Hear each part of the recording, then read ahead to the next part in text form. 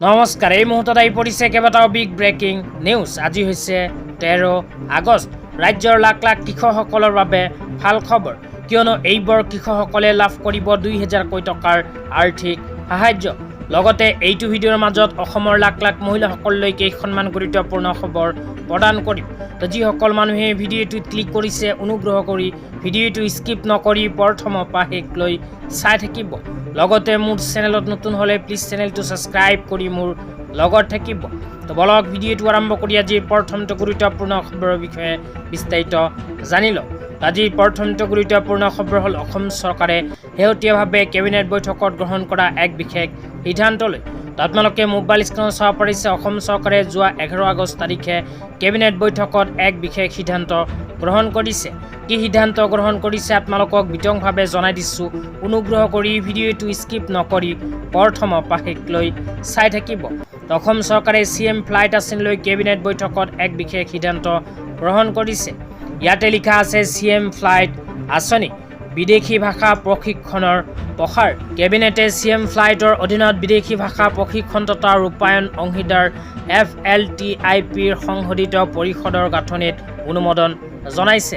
3 মাহৰ প্ৰশিক্ষণ সম্পূৰ্ণ হোৱাৰ পিছত 30,000 কোটি টকা প্ৰদান আৰু 6 মাহৰ প্ৰশিক্ষণ সম্পূৰ্ণ হোৱাৰ পিছত আৰু 30,000 কোটি টকা প্ৰদান। প্ৰশিক্ষণ সম্পূৰ্ণ কৰি বিদেশী ভাষা দক্ষতা পৰীক্ষাৰ প্ৰমাণপত্ৰ দাখিল কৰাৰ পিছত আৰু 40,000 কোটি টকা প্ৰদান। নিয়োগৰ পাছত প্ৰাৰ্থীসকলক সহায়ৰ বাবে আৰু 50,000 টকাৰ আৰ্থিক সাহায্য প্ৰদান কৰিব চৰকাৰে। তো যিসকল শিক্ষিত নিবনুৱা যুৱক যুৱতীসকলে CM ফ্লাইট আঁচনিত আবেদন কৰিব বিচাৰে সেইসকলে কমেণ্ট কৰি জনাই দিব।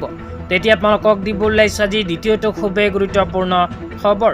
আজি দ্বিতীয়টো গুৰুত্বপূৰ্ণ খবৰ হ'ল অসমৰ লাখ লাখ কৃষকসকলৰ বাবে।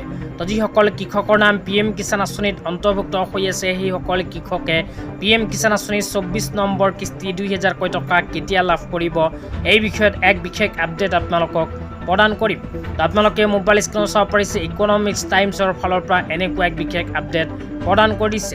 ইয়াতে লিখা আছে farmers who have complete their EKYC had their bank account seeded with the Aadhaar card UDI card and had their land record registered in the PM Kisan portal are eligible to receive the benefits of PM Kisan scheme.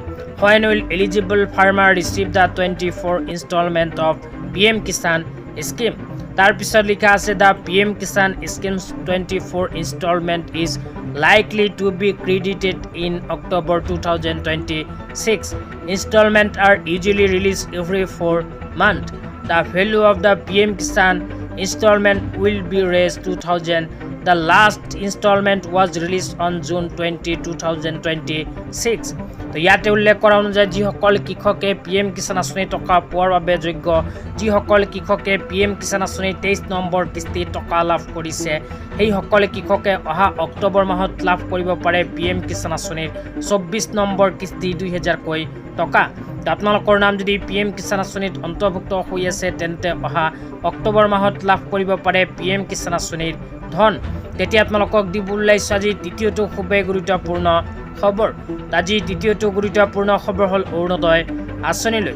যিসকল মহিলাই অৰুণোদয় আঁচনিত আবেদন কৰাৰ পিছতো অৰুণোদয় আঁচনিৰ টকা নাপালে সেইসকল মহিলাৰ বাবে চৰকাৰৰ ফালৰ পৰা মুকলি কৰিছে এক বিশেষ হেল্পলাইন নম্বৰ।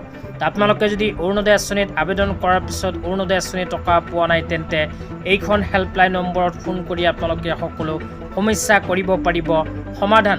হেল্পলাইন নম্বৰটো হ'ল 1800202626। এইটো হেল্পলাইন নম্বৰত ফোন কৰি আপোনালোকৰ সকলো সমস্যা কৰি লওক সমাধান।